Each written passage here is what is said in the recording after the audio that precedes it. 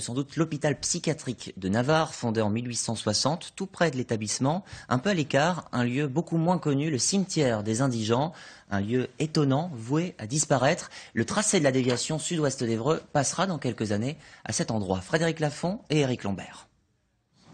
Ce petit chemin est peu connu du grand public. Ce cimetière, elle l'est encore moins. Gérard Silleghini l'a découvert lors de l'une de ses promenades. Et qu'est-ce que vous en avez pensé quand vous avez découvert ce lieu ? Oh, c'est un lieu plein de sérénité, c'est un lieu paisible.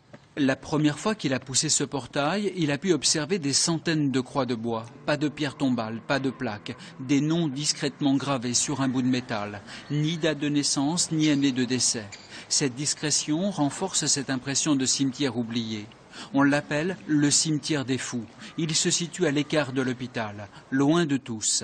On voit le degré de civilité d'une société au sort qu'il fait de ces vieux et de ces fous. 1850, 1860, un cimetière à l'écart du monde, à l'écart de la vie, à l'écart de la ville, parce que la ville ne voulait pas connaître le sort des fous. Ici reposent les dépouilles de patients, mais aussi de soignants ou médecins, 460 tombes. Les premières inhumations remontent à une épidémie de choléra en 1866. La dernière a eu lieu en 1974. En juillet 2010, le CHS a signé la vente du terrain à l'État pour réaliser les travaux de la déviation sud-ouest d'Évreux. Ils doivent débuter au premier trimestre 2014.